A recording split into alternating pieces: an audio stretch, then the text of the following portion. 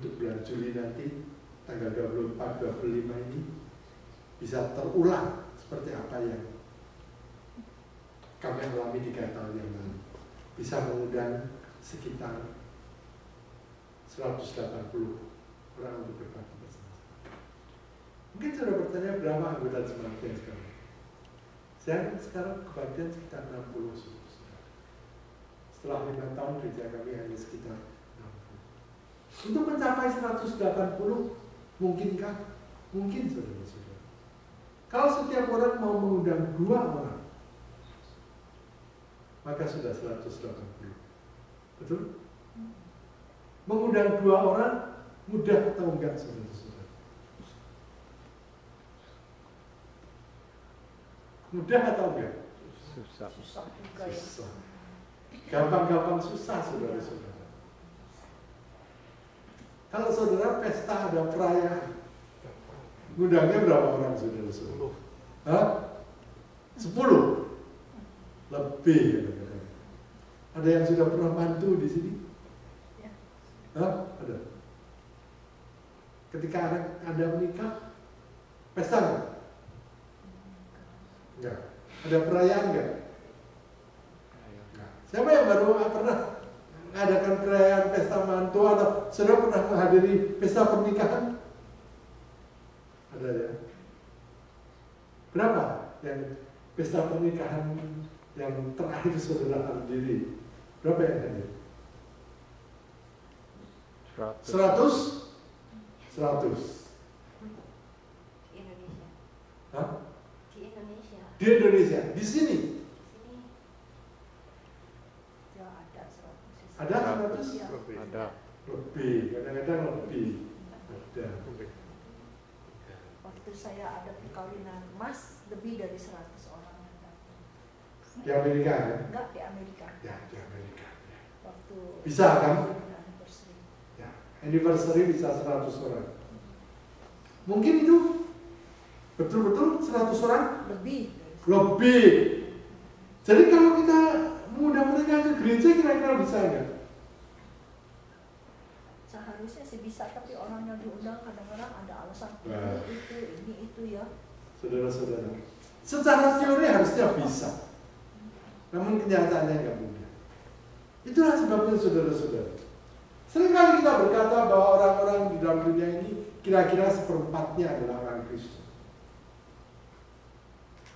Kira-kira secara garis besar 25% penduduk dunia ini Kristen, termasuk Katolik dan termasuk segala macam Kristen.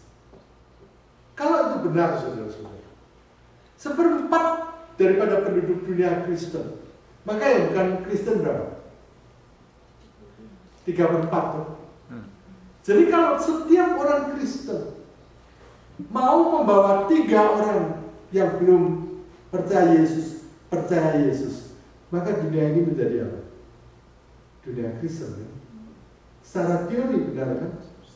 Namun kenyataannya nggak demikian. Mengapa saudara-saudara? Susah. Mengajak orang lain untuk mengenal Tuhan Yesus susah. Namun saudara-saudara, juga salah satu hal yang lain, yaitu kita jarang sekali mengajak orang untuk percaya Yesus Kristus. Coba kita berpikir saudara-saudara, kapan terakhir kali saudara secara serius mendoakan seseorang dan kemudian mengajak dia untuk percaya Yesus Kristus?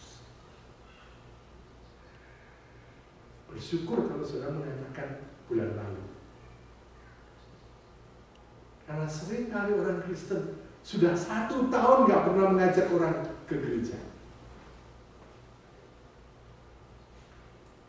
Saudara-saudara yang kami kasih, Kristus menyatakan pada diri kita, aku sebagai pengajar, aku sebagai pemberita Injil, aku sebagai penyembuh. Dunia ini saudara-saudara, selalu kita bayangkan dengan segala macam penyakit jasmani. Namun saudara-saudara, penyakit yang lebih parah bukan jasmani, adalah rohani. Saya senang ketika saya tiba di tempat ini dan membuka-buka kertas buletin saudara dan kemudian membaca di sini kalimat tema Graceful Community di tahun 2010, sehat apa? Jasmani dan rohani. Sebagai orang yang bukan bergerak di bidang kedokteran dan bukan pelaku mukjizat, mungkin kita belum tentu bisa membuat semua orang sehat jasmani. Dokter bisa membuat orang sehat jasmani. Pelaku mukjizat seperti Yesus Kristus bisa menyembuhkan segala penyakit. Ya.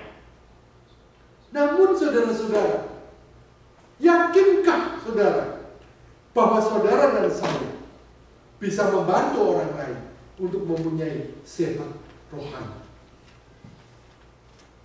Yakin? Kalau nggak yakin, tema ini menjadi kosong, saudara-saudara. Setidak-tidaknya kalau aku tidak bisa menyembuhkan jasmani orang yang sakit panas sembuh, yang sakit kanker sembuh, yang sakit apa lagi? Oke. Aku nggak bisa melakukan itu, tapi aku bisa melakukan satu hal yang lain. Orang yang dalam kelemahan rohani, yang perlu kesehatan rohani, aku bisa melakukan. Dan kenyataannya saudara-saudara, kesehatan rohani seringkali lebih penting daripada kesehatan jasmani. Saya nggak tahu apakah saudara punya pengalaman seperti ini. Mungkin saya pernah share kepada saudara-saudara ya. Saya pernah mengatakan, hari ini di banyak rumah sakit mereka meyakini satu hal.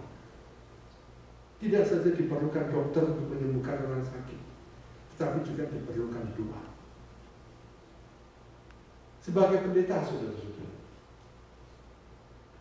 saya hampir tidak pernah ditolak untuk berdoa bagi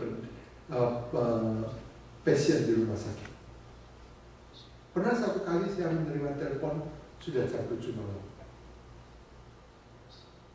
Anggota saya mengatakan ada yang sakit masuk ke rumah sakit. Di mana saudara-saudara? Rumah sakitnya di San Jose. Cukup jauh kan? Saya katakan oke, saya langsung datang ke rumah sakit. Saya tiba di rumah sakit sudah lewat jam 8.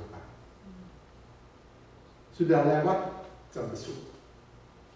Saya mengatakan pada yang jaga, saya mengatakan saya sebagai pendeta, saya baru tahu dan mau mendoakan orang yang sakit. Dia katakan, masih silakan. Saya mempunyai banyak sekali pengalaman saudara-saudara di rumah sakit besar, termasuk Stanford, El Camino. Setiap kali kalau ada anggota jemaat yang mau operasi, dan saya mengatakan pada perawat bahwa saya mau berdoa bagi orang yang mau dioperasi. Mereka selalu memberi kesempatan.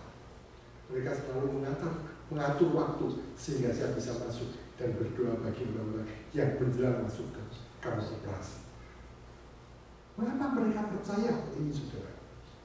Dokter dan perawat percaya bahwa bukan hanya dokter dan obat diperlukan oleh orang yang sakit, namun kesehatan rohani, keyakinan, iman sangat diperlukan oleh orang yang sakit.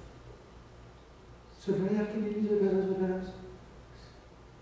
Sadarkah kita bahwa kita sebagai orang Kristen sebenarnya mempunyai suatu kemampuan yang cukup besar untuk menolong orang, sehingga orang mempunyai sehat jasmani dan rohani. Yesus menaruh belas kasih. Ini yang penting, saudara-saudara. Seringkali kita melihat orang-orang yang memerlukan dan kita merasa aku pun dalam kelemahan, kesusahan, dan keperluan. Sehingga kita tidak melihat kelelahan orang lain, sehingga kita tidak melihat keterlantaran orang lain, sehingga tidak timbul belas kasihan di dalam hidup kita. Namun Yesus